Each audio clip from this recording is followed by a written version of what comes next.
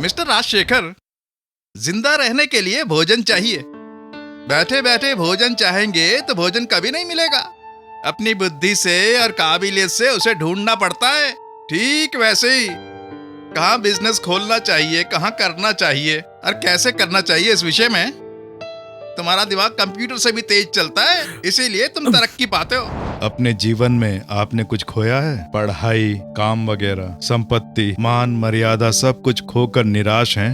आप प्रभु की ओर घूमें, प्रभु के चरणों में बैठें, वचनों का ध्यान करें, यीशु से बात करें, उनसे पूछें कि प्रभु मैं क्या करूं, इस परिस्थिति में मैं क्या करूं, मेरी सहायता करो, कौन सा कार्य करना मेरे हित में होगा। जब प्रभु से आप ये पूछेंगे तो वो बहुत अच्छे से सलाह देंगे।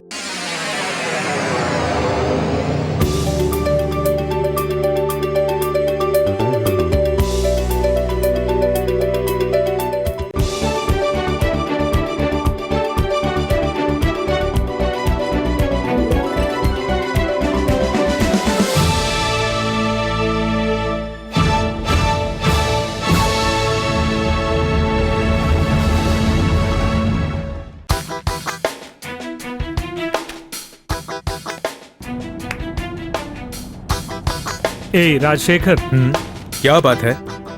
बचपन में हम लोग जब साथ में पढ़ते थे तब तुम्हारा परिवार कितना गरीब था मैं अच्छे से जानता हूँ। लेकिन आज factory, departmental stores, Rajashekhar silks और lodge medical stores, shopping complex बना के बहुत तरक्की कर ली। इसका कारण क्या है? अरे सुंदर, मैं चाहे जो भी कार्य हो वो यीशु से पूछता हूँ और उनका उत्तर मिलने पर ही उस काम को अंजाम देता हूँ। हाँ? ओहो। और अगर उत्तर नहीं मिला तो फिर जो भी कार्य हो उसे करता नहीं हूँ। ओह अब समझ में आया तेरी तरक्की का राज, ये सब कैसे हुआ।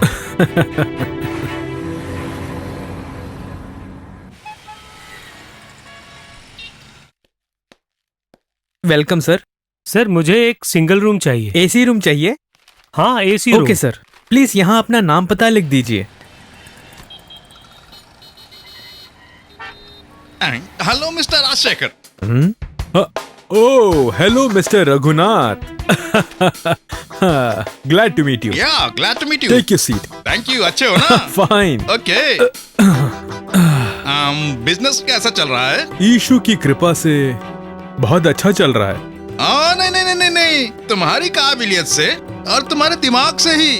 तुम्हारे पास बिजनेस करने का दिमाग बहुत ज्यादा है। No no no no no no mister Raghunath, क्योंकि मैं हर काम की शुरुआत यीशु से पूछने के बाद ही शुरू करता हूँ। अगर यही बात 4 जानकार लोगों से पूछेंगे तो एक से एक आइडिया मिलेंगे। तुमने अपने दोस्त सुंदर से भी क्या यही बात बताई? मिस्टर राजशेखर, जिंदा रहने के लिए भोजन चाहिए। बैठे बैठे भोजन चाहेंगे तो भोजन कभी नहीं मिलेगा। अपनी बुद्धि से और काबिलियत से उसे ढूंढना पड़ता है। ठीक वैसे ही कहाँ बिजनेस खोलना चाहिए, कहाँ करना चाहिए और कैसे करना चाहिए, इस विषय में तुम्हारा दिमाग कंप्यूटर से भी तेज चलता है, इसीलिए तुम तरक्की पाते हो। अब मेरी बात सुनो, यीशु वगैरह सब एक कल्पना है, ये समझ लो। मैं चलता हूँ। Okay bye.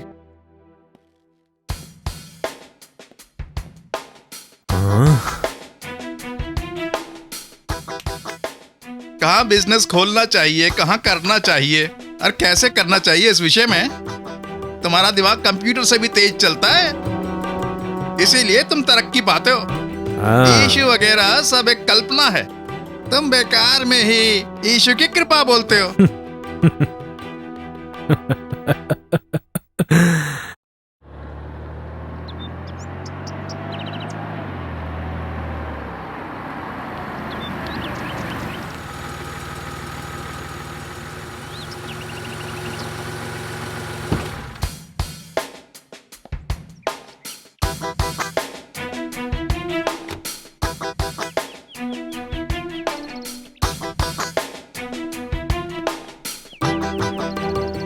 सुनिए, क्या है? एक बात कहनी है। हाँ, तू यहाँ आकर बताएगी या मैं वहाँ आऊँ? नहीं नहीं नहीं, मैं वहाँ आकर बताती हूँ। जल्दी आना, बहुत काम पड़ा है। हाँ आती हूँ ना। बोल। दरअसल बात यह है, जो भी बोलना है वो ठीक से बोल। वो हमारी बेटी की शादी के हाँ? लिए बहुत धूमधाम से खर्चा करने का आपने प्लान बनाया है। Yes yes. ये राजशेखर कौन है? इस शहर का बिग मैन, बिजनेसमैन। ऐसा कोई काम नहीं जो ना किया हो। हर एक वीआईपी मुझे जानता है। एमएलए, एमपी, मिनिस्टर, हर कोई मुझे जानता है। व्यापारी संघ का मुखिया, लायंस क्लब का सेक्रेटरी। यहां मेरी एक इमेज है। उस इमेज के बारे में ना सोचूं? फिल्मों के आर्ट डायरेक्टर को बुलाकर 3 एकड़ की जमीन में शादी का सेट लगवाकर 50 तरह का खाना बनवाकर धूम मचा दूंगा। राजा भी रंक बन जाता है, ऐसी कहावत है ना। ये राजशेखर हमेशा एक राजा ही रहेगा, ये सब जानते हैं। हाँ, चाहे कोई भी कार्य हो, उसे परमेश्वर से पूछकर ही करना चाहिए। बाइबल में यही कहा गया है। तुम जब भी जो भी काम करते हो सक्सेस पाते हो, ऐसा मेरे फ्रेंड्स कहते हैं। अंडरस्टैंड? ये कभी ऐसी बात नहीं करते थे।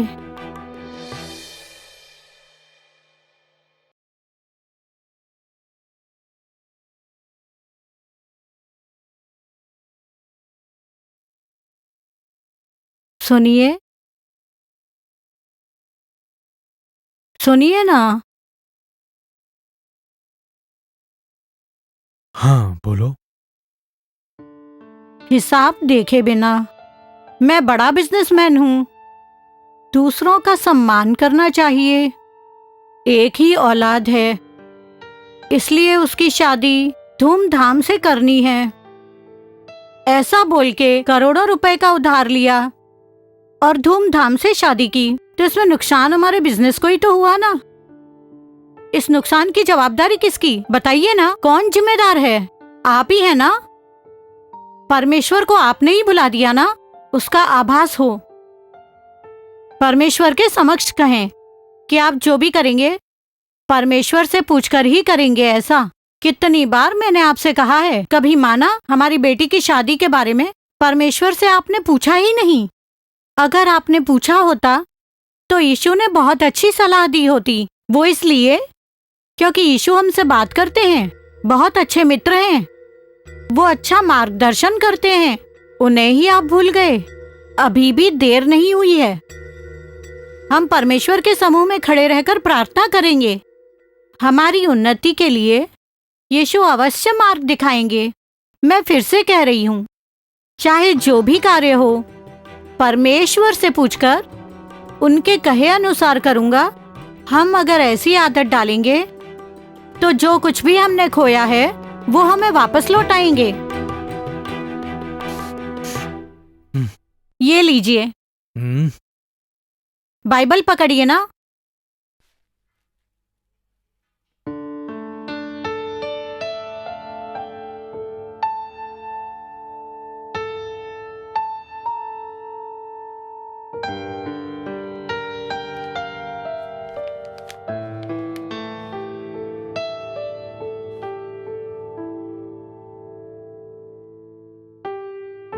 तू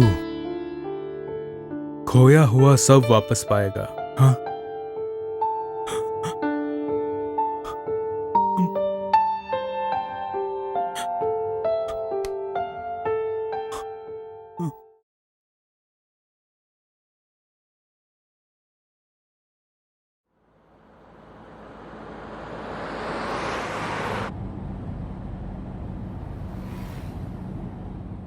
मिस्टर गोपाल। हाँ बोलिए सर। आजकल चाहे जो भी कार्य हो, वो यीशु को बताकर, उनसे पूछकर और उनके कहे अनुसार, जैसे मैं पहले कार्य करता था अब वैसे ही करने लगा हूं। ये बात है। यीशु ने मेरा खोया हुआ सब मुझे लौटा दिया। मेरी ही तरह चाहे जो भी कार्य हो वो यीशु को बताकर, उनसे पूछकर, उनके कहे अनुसार करने वाला मनुष्य आपको भी बनना चाहिए। हाँ जरूर सर। Welcome sir.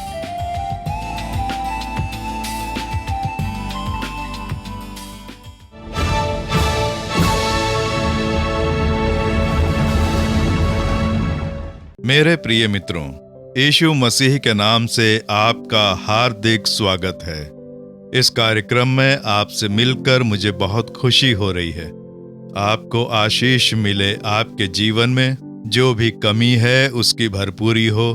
प्रभु आपको परिपूर्ण आशीष दें बोलकर आपके लिए अधिक से अधिक प्रार्थना करने के लिए ये कार्यक्रम तैयार करते हैं। एक बहुत ही अच्छा ड्रामा अभी अभी आपने देखा ना? इसी प्रकार के बहुत सारे कार्य पवित्र शास्त्र में कहे गए हैं। कईयों के मन में प्रश्न उठ रहा होगा कि हर कार्य प्रभु से पूछ कर ही हमें करना होगा। ऐसा प्रश्न मन में उठ रहा होगा। पवित्र शास्त्र में दाऊद नाम के राजा के विषय में वर्णन किया गया है। भेड़ बकरी चराने वाले दाऊद को इस्राएल देश का राजा बनाकर प्रभु ने उसकी उन्नति की। आज इस्राएल देश के झंडे में जो तारा है वो दाऊद का तारा है, स्टार ऑफ डेविड, उसे ही फहराया जाता है। इस प्रकार राजा बनकर बहुत ही कुशलता पूर्वक उन्होंने शासन किया। लेकिन उनके जीवन पर यदि ध्यान करें तो वो राजा बनने के बाद भी कोई भी कार्य करते तो प्रभु से पूछकर उसके अनुसार कार्य करने की आदत उनके अंदर थी। पवित्र शास्त्र में 1 शमूएल 23वें अध्याय के 2 और 3 वचन में कहा है, दाऊद ने यहोवा से पूछा। इस प्रकार से कहा गया है। आज इस संसार में मनुष्य को कोई बिजनेस करना है, मकान बनाना है, विवाह करना है, तो उस बारे में कई तरह से पूछताछ करते हैं। कुछ लोग मनुष्यों से पूछकर जानकारी प्राप्त करते हैं। कुछ लोग ज्योतिष के पास जाके अपना हाथ दिखा के पूछते हैं, क्या मैं ये कर सकता हूँ, मुझे आशीष मिलेगी। कुछ लोग कुंडली देखने वालों के पास अपनी कुंडली दिखाकर उनसे पूछते हैं, क्या मैं ये कर सकता हूँ, ये ठीक रहेगा। कुछ लोग वास्तु शास्त्र की विद्या जानने वालों के पास जाके पूछते हैं कि मैं ये कैसे करूं, कैसे करने पर शुभ रहेगा, तो वो कहेगा ऐसा करो वैसा करो। और कुछ लोग अपने राशि फल के अनुसार पूछ कर करते हैं। इस प्रकार संसार में लोगों के मन में ये रहता है कि दूसरों से पूछ कर करें, क्योंकि सक्सेस पाना चाहते हैं, आशीर्वादित रहना चाहते हैं। लेकिन इन कार्यों के विषय में मनुष्यों से पूछा जाता है। लेकिन हमारे सृष्टिकर्ता परमेश्वर से पूछने की एक आदत थी दाऊद के अंदर। दाऊद से प्रभु बात करके उसका मार्गदर्शन करते हैं, ऐसा हम देखते हैं। क्या प्रभु हमसे बात करेंगे? हम लोग तो बस ऐसे ही हमारे धर्म के जो मुखिया हैं या भक्ति भावना रखने वाले से पूछेंगे तो हमें सलाह देकर मार्ग दिखाएंगे, इस प्रकार हम सोचते हैं। लेकिन हमारे सृष्टिकर्ता परमेश्वर हैं, वो हमारे ऊपर बहुत प्रेम रखते हैं, हमें अपने बच्चों की तरह चाहते हैं। हमसे बात करके हमें सलाह देकर हमारा मार्गदर्शन करने के लिए तैयार रहते हैं। मैंने अपने सेवा कार्य में देखा है, जो बिजनेस करते हैं, जो उद्योग चलाते हैं, वो हर कार्य के लिए प्रभु से पूछकर प्रभु के कहे अनुसार बिजनेस करते हैं। इसलिए उस कार्य में आशीष पाकर हर कार्य में सक्सेस पाते हैं और उन्नति पाते हैं। ये मैंने देखा है। जो नौकरी करते हैं, पढ़ाई करते हैं, यीशु से पूछ के कार्य करते हैं, इसलिए प्रभु उनका अच्छे से मार्गदर्शन करते हैं। इस प्रकार से प्रभु बात करते हैं। हम बिजनेस करते हैं, पढ़ते हैं, नौकरी करते हैं, हम लोग साधारण मनुष्य हैं। हम साधारण मनुष्य परमेश्वर की संतान बनकर जब हम उनके अपने बन जाएंगे तो हमसे भी प्रभु बात करेंगे। यीशु मसीह को जब हम अपने जीवन में उद्धारक के रूप में स्वीकारते हैं तो परमेश्वर की संतान कहलाने का अधिकार पाते हैं। ऐसा यूहन्ना 1:12 में कहा गया है। उनकी संतान बन जाएंगे तो हम अपने पिता की ही तरह प्रभु से बात कर सकते हैं। हम अपनी प्रार्थना के समय प्रभु के समूह में खड़े रहकर प्रभु से जो पूछना चाहते हैं वो हम प्रार्थना में जब पूछते हैं तो प्रभु प्रार्थना में हमारा उत्तर देकर हमारा मार्गदर्शन कर रहे हैं, ऐसा हम आभास कर सकते हैं। ये एक तरह का अनुभव है, इट्स एक्सपीरियंस। जब आप इस अनुभव को पाएंगे तभी आभास कर पाएंगे। आप प्रभु को खोज कर प्रभु के समक्ष प्रार्थना करके, प्रभु मेरा मार्गदर्शन करो, मैं ये कार्य करूं या ये कार्य न करूं, ये मेरे लिए आशीर्वादित रहेगा क्या, ये मैं पढ़ूं या मैं और क्या पढ़ूं। इस प्रकार आप पूछेंगे तो प्रभु किसी न किसी रूप में उत्तर देंगे। पवित्र आत्मा के द्वारा वो हमारी आत्मा से बात करेंगे, बाइबल के वचन अनुसार हमसे बात करेंगे। हमारी आत्मा विस्तार से जान जाएगी कि प्रभु की यही योजना है, यही मार्गदर्शन है, और वो हम समझ पाएंगे। जब आपकी ऐसी आदत बन जाएगी तो आप एक पवित्र जीवन में आ जाएंगे, क्योंकि पवित्र लोगों से ही प्रभु बात कर सकते हैं। एक तरफ पाप करके दूसरी तरफ प्रभु बात करें कहेंगे तो नहीं करेंगे, क्योंकि वो पवित्र परमेश्वर हैं। इसलिए जब हम प्रभु से पूछ पूछ कर कोई कार्य करेंगे तो वो पिता हैं, उनका मन प्रसन्न होगा, वो हमें आशीष देकर संतुष्टि देते हैं। एक बार इस दाऊद ने प्रभु से पूछे बिना एक बहुत बड़ी भूल कर दी, और वो 1 शामुएल 27वें अध्याय के पहले वचन में लिखा है।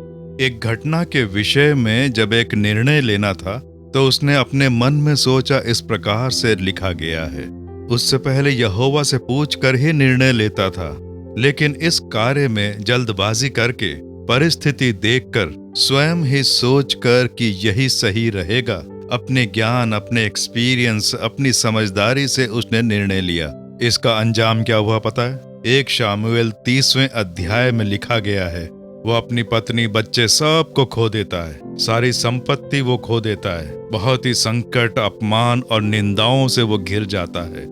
उसने यहोवा से पूछे बिना अपने ज्ञान के बलबूते, मेरे पास अनुभव है, बहुत ज्ञान है, मैं ऐसा करूंगा तो बच जाऊंगा बोलकर ऐसा गलत निर्णय लेने के कारण दाऊद अपना सब कुछ खो देता है। तब उसे भूल का आभास होता है, ओहो मुझसे भूल हो गई। प्रभु से पूछे बिना मैंने निर्णय ले लिया, मैंने स्वयं निर्णय ले लिया बोलकर प्रभु से वो फिर से पूछता है। उस अध्याय में ये लिखा गया है, और उसने यहोवा का स्मरण करके जब पूछा तो प्रभु उसे सलाह देते हैं। जो कुछ खोया उसे कैसे वापस पाना है, इसकी सलाह देकर उसने जो कुछ खोया सब उसे वापस लौटाया। 1 शामुएल 30वें अध्याय के 19वें वचन में, कोई वस्तु न रही जो उनको न मिली हो, क्योंकि दाऊद सब का सब लौटा लाया, कोई कमी नहीं रही। जो कुछ खोया सब लौटा लाया, ऐसा पवित्र शास्त्र कहता है। अपने जीवन में आपने कुछ खोया है? पढ़ाई, काम वगैरह, संपत्ति, मान मर्यादा, सब कुछ खोकर निराश हैं?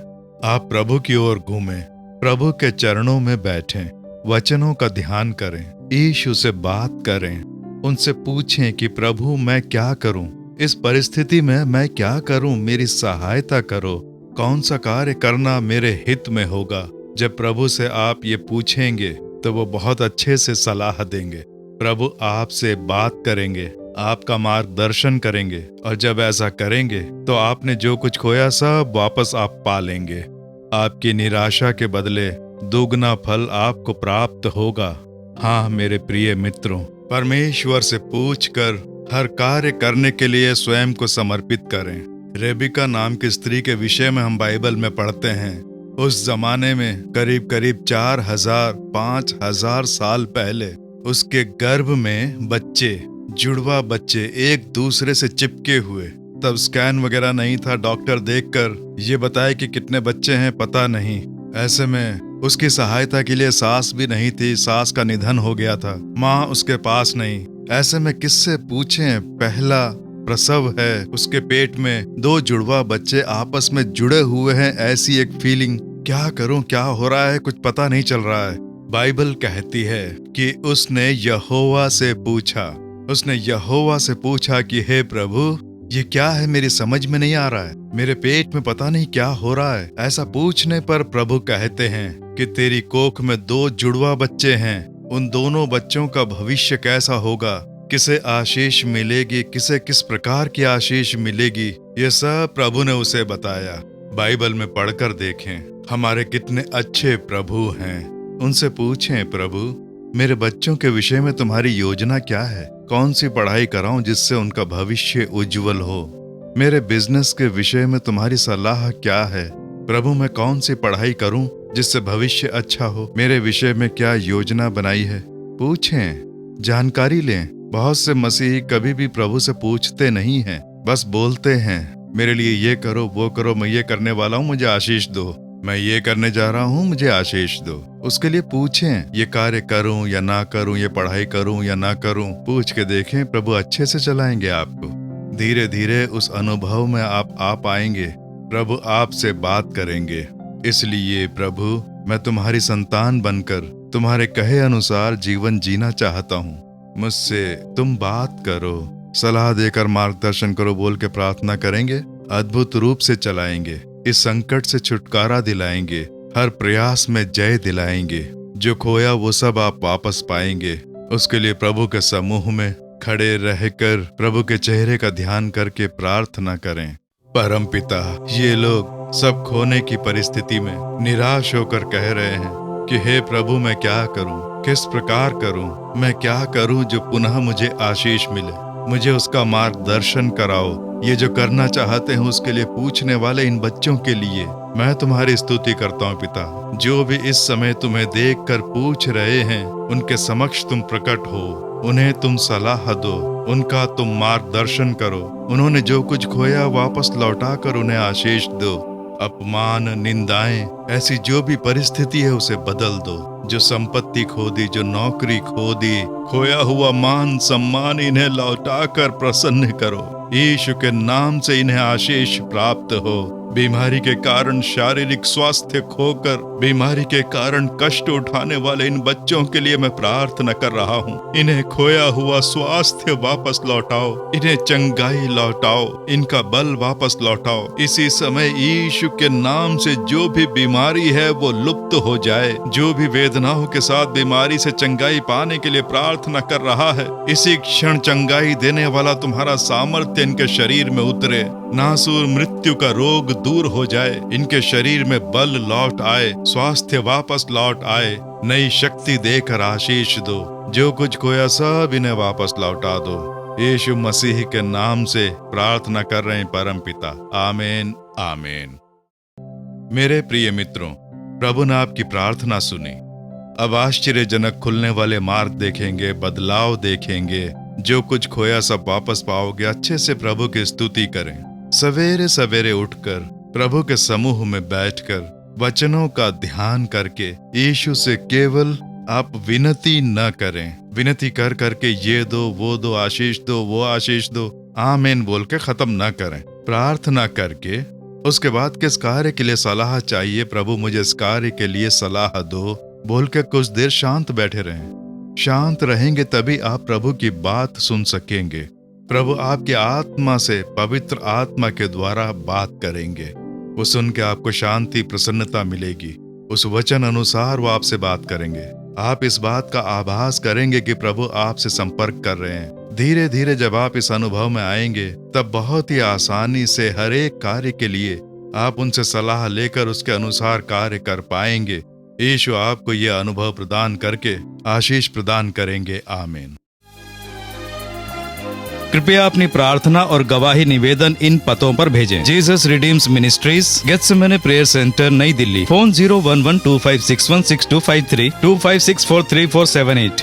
गेत्सेमने prayer centre, Jharkhand. Mobile number है 9523336010। Gethsemane prayer centre, Mumbai. Phone 022256696766 096640500567। प्रभु आपको आशीष दें।